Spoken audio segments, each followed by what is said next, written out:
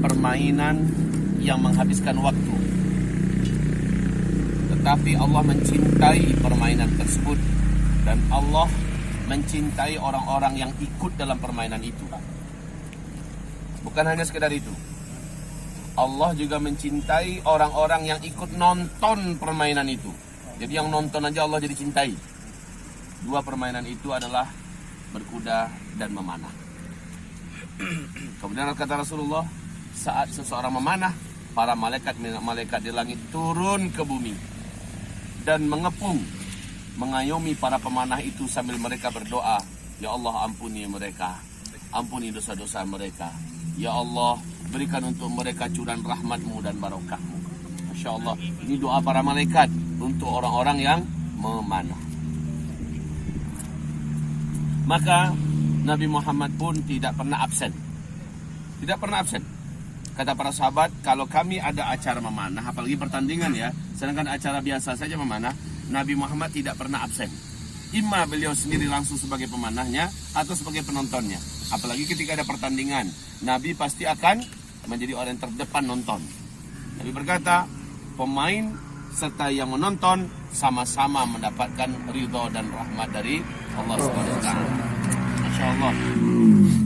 Kemudian berapa jarak kita dari sini ke sana? 80 meter, 70 meter, 75 meter, berapapun itu. Kalau para sahabat, mereka dari jarak itu ke tempat target, mereka berlari-lari kecil, bahkan ada yang sambil pacu lari. Hampir-hampir kami tidak menemukan riwayat atau sejarah sahabat itu jalan. Mereka ngambil target itu adalah lari, penuh semangat. Satu langkah lari mereka itu adalah satu derajat yang ditinggikan oleh Allah. Satu langkah yang lain menggugurkan dosa-dosa mereka di sisi Allah. Luar biasa ini memanah ya. Kemudian taman-taman surga Allah di bumi ada dua. Taman surga Allah di muka bumi adalah majelis ilmu dan adalah majelis panahan. Masya Allah. Jadi majelis panahan dengan majelis ilmu diperlakukan sama oleh Allah. Kita mendengarkan ilmu, Allah turunkan para malaikat. Ya, malaikat mengembangkan sayap mereka sambil mendoakan mereka dari awal sampai akhir. Begitu juga memanah. Kita pergi memanah, malaikat juga turun, ya, menyaksikan sambil mengembangkan sayap mereka dan mendoakan juga dengan doa yang sama seperti yang didapat oleh para penyimak majelis ilmu. Jadi posisi kita ini tidak kira-kira ya, tidak kira-kira. Ini posisi ibadah yang sangat tinggi, ibadah yang sangat tinggi. Padahal ini menghabiskan waktu tidak? Ngabisin waktu. Ya, ini juga ngabisin duit. Ya, ngabisin waktu, ngabisin duit. Tapi ingat, satu anak panah kita lemparkan itu nilainya infak fisabilillah, yang kalau kita niatkan ini untuk fisabilillah ya Allah, di jalan agamamu, menjalankan perintahmu. Kena tidak kena, Allah tulis namanya terang di dalam surga. Allahu Akbar. Allahu Akbar. Jadi kalau bisa ya kena, tapi nggak kena pun niatkan karena Allah, nama kita bersinar dalam surga. Ya Allah ya Rabbi, ini luar biasa nih olahraga. Ini bukan olahraga sembarangan. Jadi untuk karena itu nilai ibadah ini sangat tinggi. Datang dari rumah tuh niatkan ini untuk ibadah ya Allah. Ini untuk ibadah, menghidupkan sunnahnya para nabi-nabi. Dan Nabi berkata, Nabi yang paling mahir memanah itu Nabi Ismail. Nabi yang paling mahir memanah itu adalah Nabi Ismail. Jadi para nabi-nabi itu para pemanah. Kemudian dalam sejarah setelah Nabi Muhammad meninggal, ternyata seluruh para pahlawan, seluruh raja-raja, mereka dari kecilnya itu dilatih memanah. Ternyata memanah melahirkan karakter, melahirkan kepribadian, melahirkan kemampuan di mana seseorang akan muncul karakter pemimpinnya, karakter yang mampu mengendalikan, karakter yang mampu fokus, ya, karakter yang mampu menjadi leader. Dan ini muncul karena memanah. Tapi niat memanahnya memang untuk melatih diri, menghidupkan sunnah. Jadi pas memanah itu jangan main semangat aja. Allahu Akbar, Allahu Akbar, Allahu Akbar. Tapi dengan tenang ya, sampaikan, ambil pelajaran dari yang pertama. Woi, meleset ke kanan. Berarti saya harus nambahkan tangan saya ke kiri sedikit lagi. Latihan terus sampai kita menemukan titik yang seimbang. Ya, lakukan. Jadi ini dengan ilmu.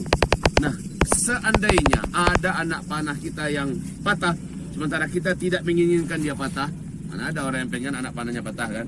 Seandainya patah, padahal dia tidak menginginkan itu patah, dan dia sudah dari awalnya berniat untuk di jalan Allah itu beribadah kepada Allah Subhanahu wa taala dengan jalan memanah, patah 700 kali lipat paling sedikit Allah ganti untuknya.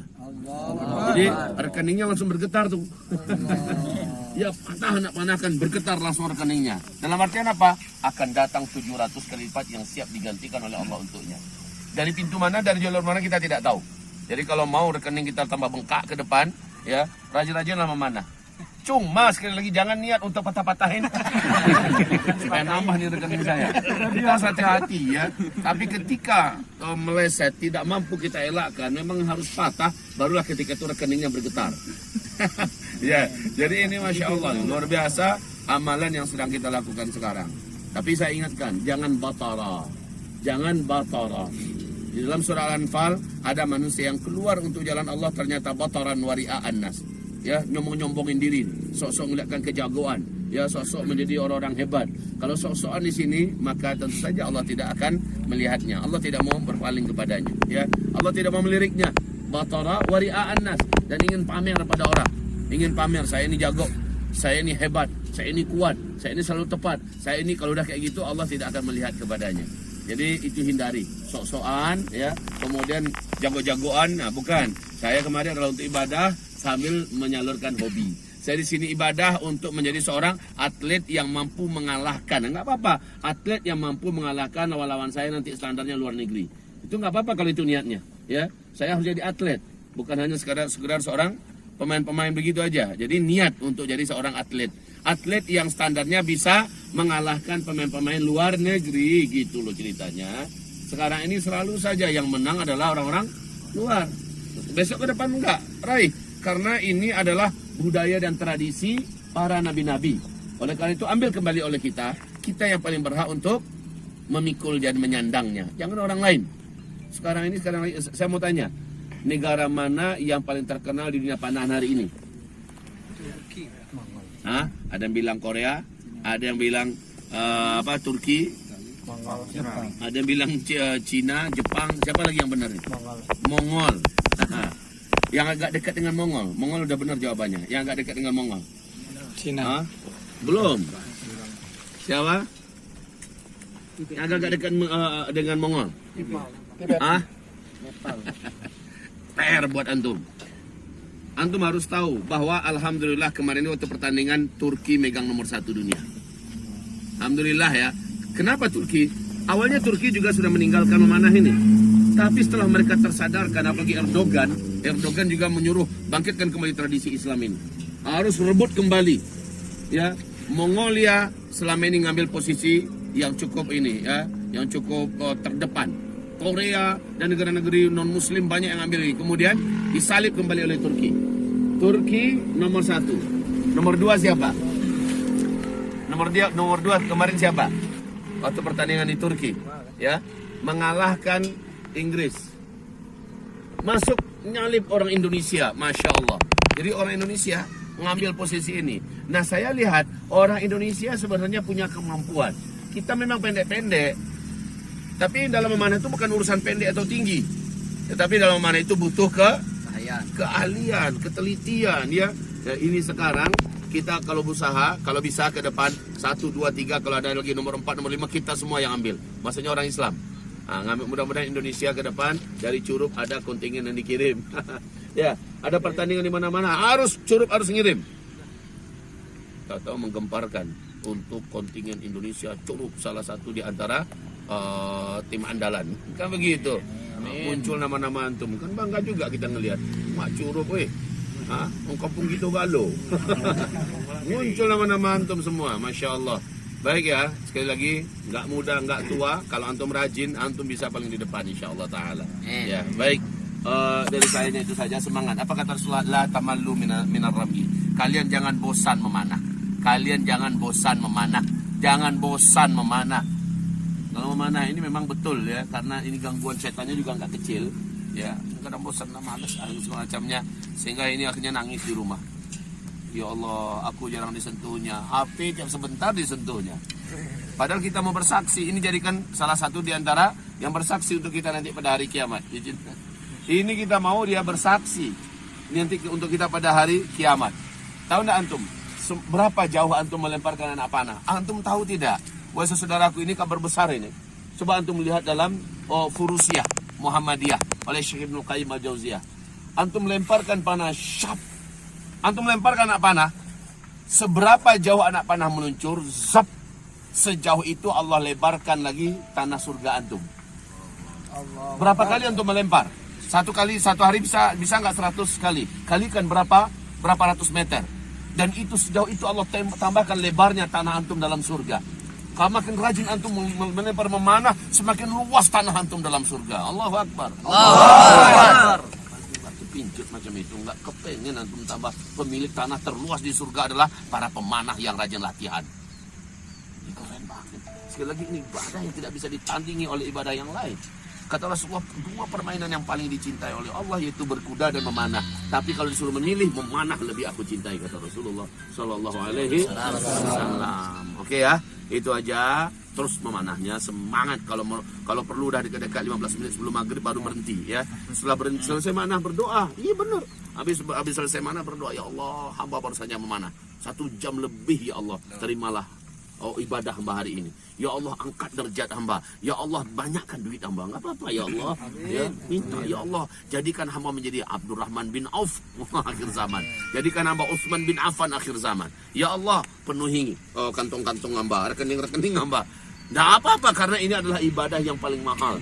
Selesai ibadah itu adalah doa.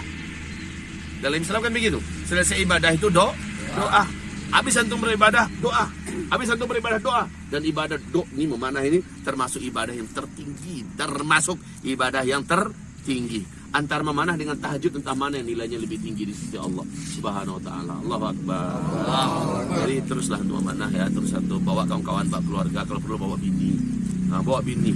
Suruh para wanita juga sama-sama mereka. Bawa bini, bawa anak-anak gadis kita. Nah, kemudian bertekad, ayo kita sekeluarga jadi atlet yang bisa dikirim ke Korea, yang bisa dikirim ke Turki, yang bisa begitu. Ada sebuah tekad, ada sebuah target. Semoga antum menjadi para pemenang-pemenang masa depan. Amin. Jazakumullah khairan katsira. Istamiru.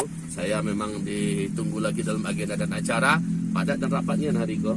Jadi minta maaf Pak, mau janji tadi jam berapa? Jam 3 ya. Pas jam 3 tuh dunia sudah setengah nampak. Enggak berhenti. Dari malam lewat jam 12 tidur kan, habis itu bangun subuh sampai hampir jam setengah 3 tadi ya.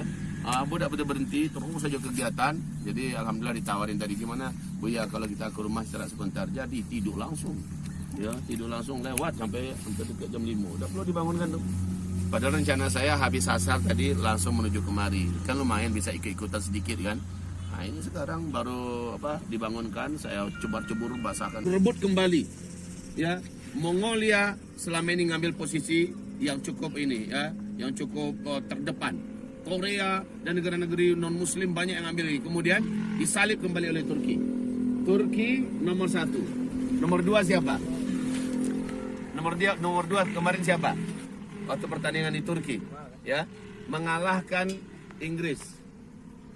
Masuk nyalip orang Indonesia, Masya Allah. Jadi orang Indonesia mengambil posisi ini. Nah, saya lihat orang Indonesia sebenarnya punya kemampuan. Kita memang pendek-pendek. Tapi dalam memanah itu bukan urusan pendek atau tinggi. Tetapi dalam memanah itu butuh keahlian, ketelitian ya. Nah, ini sekarang kita kalau berusaha, kalau bisa ke depan 1, 2, 3, kalau ada lagi nomor 4, nomor 5 kita semua yang ambil. Maksudnya orang Islam. Nah, ngambil mudah-mudahan Indonesia ke depan dari Curup ada kontingen yang dikirim. Ya, ada pertandingan di mana-mana Curup harus ngirim. Tahu menggemparkan untuk kontingen Indonesia Curup salah satu di antara tim andalan. Kan begitu. Muncul nama-nama antum. Kan bangga juga kita ngelihat. Mak Curup kampung gitu galo. Muncul nama-nama antum semua. Masya Allah. Baik ya, sekali lagi, nggak muda, nggak tua. Kalau antum rajin, antum bisa paling di depan, insya Allah Ta'ala. Ya, baik. Dari sayanya itu saja, semangat. Apa kata Rasulullah? La tamallu minar rami. Kalian jangan bosan memanah. Kalian jangan bosan memanah. Jangan bosan memanah. Kalau memanah ini memang betul ya, karena ini gangguan setannya juga nggak kecil. Ya, kadang bosan, malas, semacamnya. Sehingga ini akhirnya nangis di rumah. Ya Allah, aku jarang disentuhnya. HP tiap sebentar disentuhnya. Padahal kita mau bersaksi. Ini jadikan salah satu di antara yang bersaksi untuk kita nanti pada hari kiamat. Ini kita mau dia bersaksi nanti untuk kita pada hari kiamat. Tahu enggak antum? Berapa jauh antum melemparkan anak panah? Antum tahu tidak? Wahai saudaraku, ini kabar besar ini. Coba antum lihat dalam Furusiah Muhammadiyah oleh Syekh Ibnu Qayyim Al-Jauziyah. Antum lemparkan panah, syap. Antum lemparkan anak panah. Seberapa jauh anak panah meluncur, zap.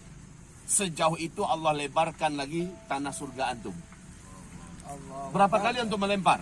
Satu hari bisa nggak 100 kali? Kalikan berapa ratus meter. Dan itu sejauh itu Allah tambahkan lebarnya tanah antum dalam surga.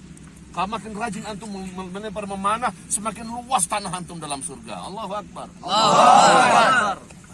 Pincut macam itu, nggak kepengen antum tambah pemilik tanah terluas di surga adalah para pemanah yang rajin latihan. Ini keren banget. Sekali lagi ini ibadah yang tidak bisa ditandingi oleh ibadah yang lain.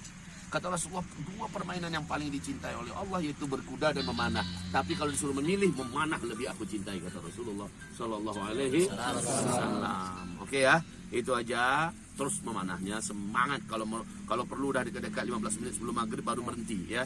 Setelah selesai manah berdoa. Iya benar. Habis selesai manah berdoa, ya Allah, hamba baru saja memanah 1 jam lebih, ya Allah, terimalah ibadah hamba hari ini. Ya Allah, angkat derajat hamba. Ya Allah, banyakkan duit hamba. Enggak apa-apa ya Allah. Ya, minta ya Allah, jadikan hamba menjadi Abdurrahman bin Auf akhir zaman. Jadikan hamba Utsman bin Affan akhir zaman. Ya Allah, penuhi kantong-kantong hamba, rekening-rekening hamba. Nggak apa-apa, karena ini adalah ibadah yang paling mahal. Selesai ibadah itu adalah doa. Dalam Islam kan begitu. Selesai ibadah itu doa. Habis antum beribadah, doa. Habis antum beribadah, doa. Dan ibadah ini memanah ini termasuk ibadah yang tertinggi. Termasuk ibadah yang tertinggi. Antara memanah dengan tahajud, entah mana yang nilainya lebih tinggi di sisi Allah Subhanahu wa ta'ala. Allahu Akbar. Jadi teruslah untuk memanah ya. Terus satu, bawa kawan-kawan, bawa keluarga. Kalau perlu bawa bini. Bawa bini. Suruh para wanita juga sama-sama mereka. Bawa bini, bawa anak-anak gadis kita. Kemudian bertekad, ayo kita sekeluarga jadi atlet yang bisa dikirim ke Korea, yang bisa dikirim ke Turki, yang bisa begitu. Ada sebuah tekad, ada sebuah target. Semoga antum menjadi para pemenang-pemenang masa depan. Amin. Jazakumullah khairan katsira. Istamiru.